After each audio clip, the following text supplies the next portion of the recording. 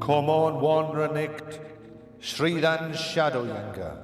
Shioton Sweven, that horn wretched, Hayaldan Shouldan, Yala Butum Anu. That was Ildam Kuth, that him no muster, they mitod nolder, Sasin Sheda, under Shadow Bregden. Ak hey watchanda, Rathamon andum bad bullion mood, biadwa ya thinges. Da come off mora, under Misleothum, Grendel Gungan, Goddess Iraba. Mentus a man Sheda, man Nakunas, Sumner Basurian, in Celadam Hayan. Ward under Walknum to that hey ruin wretched, gold Selagumina, Yerewost Wissa, Vatum Farkne. Nay was that forum asith, that hey Hrothgar as am Yosokta. Navrahi on Alda Dagum, Erne Sidan, Yadran Hala, Yal Thena's Fund.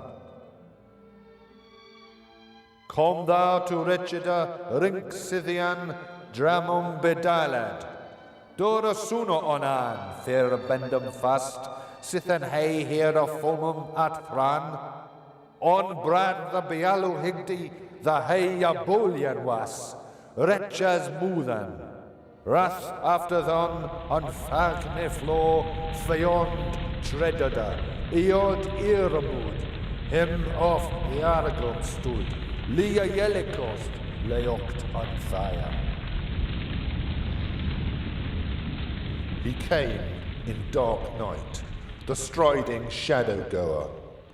The archers slept who that horn-gabled hall should guard, all but one. It was to men known that them he could not, when the Lord wished not, the sin-scather under the shadows bind. But he, watching, wrathful in horror, waited in boiling mood the battle's meeting. Then came from moor, under the mist shadows, Grendel walking. God's anger he bore.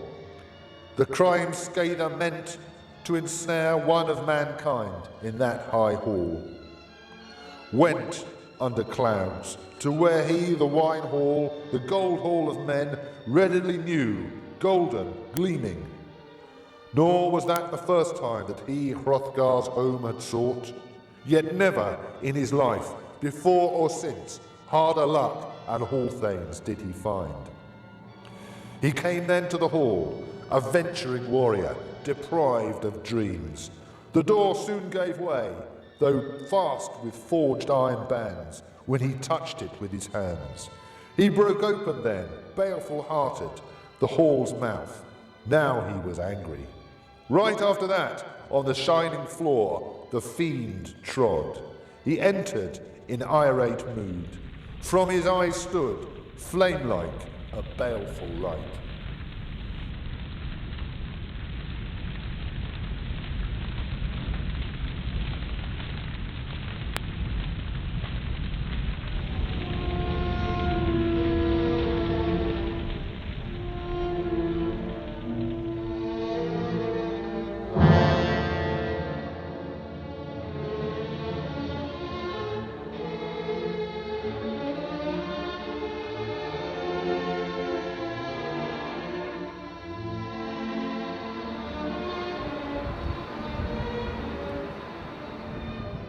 We have heard how the Speardanes excelled in fight. Noble was Beowulf, and bloomed wide his name.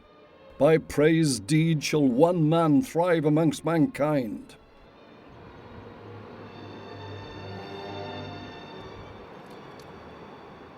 Whether or not the Beowulf epic was based upon an heroic warrior who actually lived, his legendary deeds were recorded in an Anglo Saxon romantic poem put into written form sometime between AD 997 and 1016.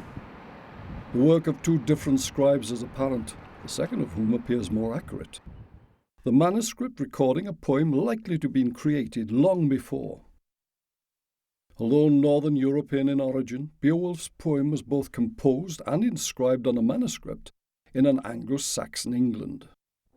With its 6,356 short lines out of a total body of Anglo Saxon poetry comprising some 30,000, importance of the poem for the study of their language has always been self-evident. More recently, the poem has been recognised as a significant work of art. Only in 1936 did Professor J.R. Tolkien, more popularly famous for his Lord of the Rings trilogy than his scholarly achievements, produce a masterly essay, Beowulf, the Monsters and the Critics, that revolutionised Beowulf criticism. Where previously the poem had been regarded as little more than a rich mine for linguists, made up from two unrelated stories and containing a number of historically interesting but artistically valueless digressions, Tolkien perceived it as a unified work of art. It is very much a whole work of literary art. It is a composition, and certainly it contains what seem to be digressions, which is very much a modern critical label. But I think it fair to say that all these things have been shown to be, in various ways, either contrasting or amplifying or otherwise enhancing our appreciation of the world of the poem and the central narrative, which is the life of the hero.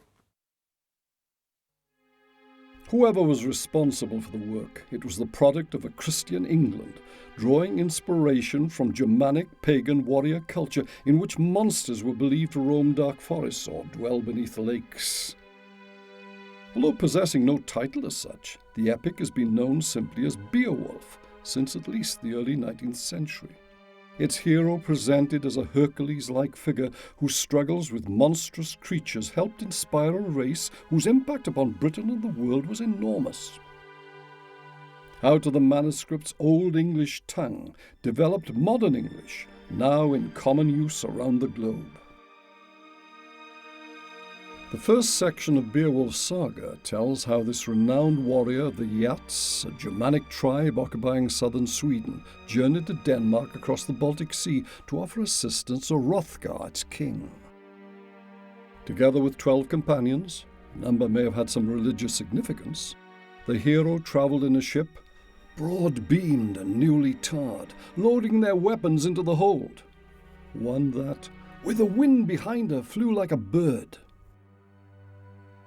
Making landfall in Zealand, now part of modern Denmark, the group was challenged by one of Hrothgar's warriors, who, after escorting them to his king's mead hall, returned to his duties with the words, "I am away to the sea to watch out for raiders." These northern Danes, Jutes, Angles and Saxons were warlike and aggressive peoples, who fought not only on land, but used the sea for piracy and raiding. Bravery in combat was greatly honoured. A raid into the country of Frisia, now remembered chiefly for its Frisian cattle, provides historic data in Beowulf's story. Such warfare bred fierce tribes capable of defeating Roman legions. To inhabitants of gentler southern lands, this was an alien world beyond civilization's pale, whose people were barbarians. An 11th century chronicler would record, "And while the whole land of Germany is frightful with thick forests, Jutland is still more frightful, where the land is shunned on account of the poverty of its produce, and the sea on account of the infestation of pirates. Cultivation is found hardly anywhere. Hardly any place exists suitable for human habitation. But wherever there are arms of the sea, the country has large settlements." Such impressions long remained. As late as the 20th century, author Alistair MacLean would describe parts of these lands as the hell of our ancient northern European ancestors, of the Vikings, the Danes, the Utes, of Beowulf and the monster-haunted meres, the hell of eternal cold. Beowulf and his companions arrived safely in Zealand, where formerly King Hrothgar's great mead hall had been one where goblets had passed among seasoned warriors flushed with beer, who pledged themselves to protect Heorot. For this building was so wondrous as to be given a name. But Heorot had been abandoned, and no warriors feasted and drank within what had become a place of terror. Grendel, a great troll-like monster of lake and forest, angered by the singing of Hrothgar's warriors, had attacked the hall, killing and devouring its occupants, so none now dared enter. But Beowulf did not fear such creatures, and with the king's permission, he and his companions went into the hall to eat and rest. During the black night, in off the moors, down through the mist bands, Grendel came loping, entering the mead hall to kill and eat one of its sleeping warriors.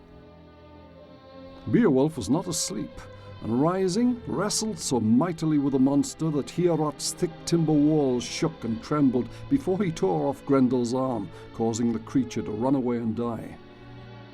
Great were celebrations, feasting, poetry and song that followed. Wondrous the gifts King Hrothgar heaped upon Beowulf, although unbeknown to all, the peril had not yet ended, but increased. Grendel's mother, monstrous Hellbride brooding on her wrongs, entered Heorot in furious, vengeful rage, seeking victims. Tearing down her son's severed arm from where it had been nailed as trophy, she seized and ate one of the Danes' greatest fighting men before retiring to a home at the bottom of a blood-stained lake. Asleep in a neighbouring hall, Beowulf woke to discover the monster had returned back to her dread abode, slaughtering all who dared follow. But Beowulf was unafraid, and armoured with a fine coat of chain mail, dived into the lake, swimming down to kill the evil creature in a cavern deep below its monster-infested waters. Greatly honoured yet again by Hrothgar, and laden with gold and precious gifts, Beowulf's return to Sweden ends the first section of his saga.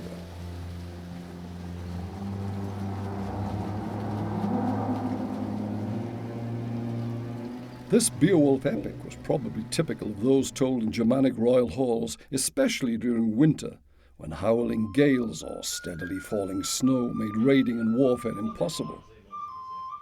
Warriors would feast and drink, listening to stories of great bravery against enemies, or even monsters like those the mighty Beowulf had confronted and killed. Northern tribes had defeated and destroyed two powerful Roman legions. And when Britain was abandoned by Rome in the 5th century, Ute, Anglo and Saxon increased their raiding against its now defenceless peoples. Long ships grounding on undefended British beaches brought with them a bloodlust that caused great suffering to coastal dwelling peoples. But raiding led to migration and settlement, and soon much of southeastern England was in the hands of peoples European chroniclers would name Anglo Saxon. Like Beowulf, these warriors often wore chainmail, bearing axe, spear, or sea-axe, the short sword that gave Saxons their name. And like their hero, few could withstand them. Much of Roman Britain, occupied by Beowulf's pagan peoples, had already converted to Christianity. But it seems only more westerly British regions retained their faith, and so it's recorded, held great hatred for these newcomers with their old gods and evil ways.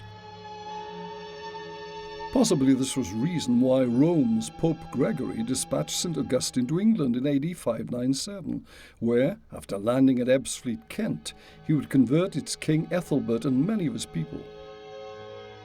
Augustine built his first church at Canterbury, not the great stone edifice of today, but a relatively simple wooden structure that reflected his new convert's timber building tradition. Canterbury Cathedral now stands upon this site, and from its cathedra, or bishop's throne, spread church organization and influence that would soon greatly affect the whole country. Yet this was not modern Christianity with its 2,000 years of evolution, but one developing out of paganism, often with bloodshed, since the old gods had powerful followers. The poem as a whole, it provides such a very good response to a question, a rhetorical question, which a hardline bishop called Alcuin famously asks in a letter which he has written to the monks, the abbot of an abbey, not quite sure which one, where the monks have been listening to heroic poetry in their refectories instead of the Gospels.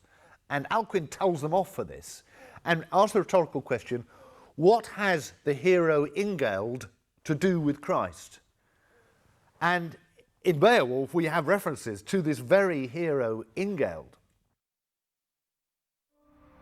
At Bury St Edmunds in East Anglia, Siegbert, its first Christian Anglo-Saxon king, founded a religious community, only to be challenged by Mercia's pagan king Penda, who hated the new faith. Siegbert would be killed in battle, seemingly bearing no weapons, for he had become a man of peace, and it may be his body was carried here for burial. Yet Christianity would continue to extend its influence. King Edmund, also a Christian, was certainly buried here in AD 869 after being murdered by Danes, although Bury has nothing to do with his interment, being derived from the Saxon burra, or fortified settlement. So many events considered miraculous occurred before and after Edmund's burial. He became a saint. Amongst these, it was claimed that his severed head, hidden deep in a forest by the Vikings and guarded by a wolf, instructed the faithful as to its whereabouts so it could be buried on sanctified ground. St Edmund was the last of the Woofing kings who had ruled the kingdom of East Anglia. Shortly afterwards, in AD 1020, the Danish king Canute, he who is said to have ordered the tide to turn back but failed, in restitution made the saint's burial place an abbey, one at whose high altar 200 years later rebellious barons swore to force King John's acceptance of Magna Carta, yet another turning point in British and world history. Even though few traces of its original Saxon work remain, a ruined Bury St Edmunds still displays something of the medieval magnificence inspired by the faith of these converted Germanic peoples.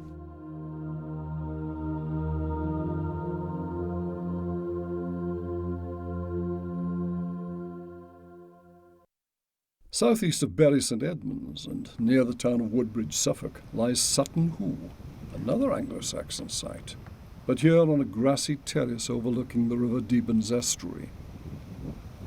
Now part of a National Trust exhibition complex, this 250-acre, tree-fringed open area was obviously a place of great significance for Anglo-Saxon peoples, its undulations and mounds marking burial sites of their great leaders and chieftains. In 1939, just 3 years after Tolkien's celebrated essay, 2 funeral ships were discovered here, one containing the richest hoard of grave goods ever to be discovered within Britain. This was burial sites of the Woofing kings, close relations of the Yet tribe to which Beowulf belonged, and descending from the Wulfings, sons of the Wolves, who were the Yet's northern neighbours. Ships were an integral part of northern culture. Beowulf's people had once occupied islands or coastal areas whose few pockets of good land had to be defended against enemies.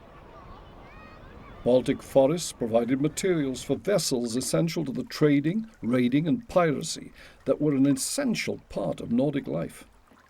Skilled shipbuilders used the region's fine timber to produce shallow-draft longships that could both survive treacherous open waters and negotiate winding inland rivers. The evidence suggests that the Anglo-Saxons, when they travelled about, actually used rivers rather than roads. The people who came before them, the Romans, famous for their roads. But everything leads us to believe that the Anglo-Saxons preferred rivers to move around. They had small boats which they could pass up the rivers. We believe that they came to Weststow through a river system. When it came to big expanses of water, like they had to cross the North Sea, a lot of archaeologists believe that what they did was coast hopped. They stayed close to the coast, moved down to the narrowest point, and then made a dash across that narrow point.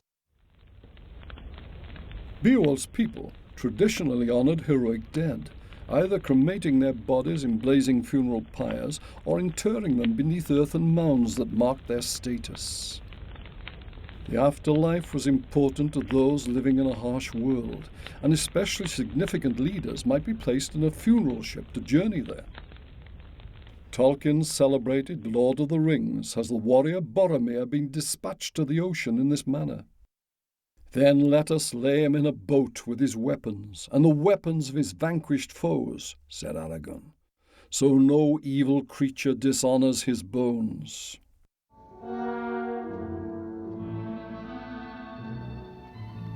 Although Anglo Saxons had been settled in England for some 200 years, during which time many had converted to Christianity, at Sutton Hoo in the early 7th century they followed pagan tradition, although burying 2 funeral ships rather than sending them out to sea.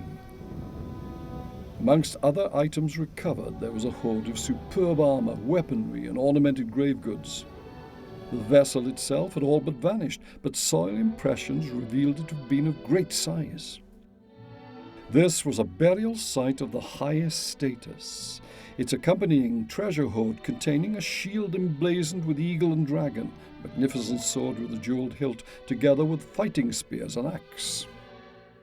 Perhaps of even greater significance was a coat of the finest ringmail of such worth that its deliberate burial reveals the great honour being bestowed. Mail coats then and later were so difficult to manufacture and thus so precious, they were usually handed on for reuse. The Bayeux tapestry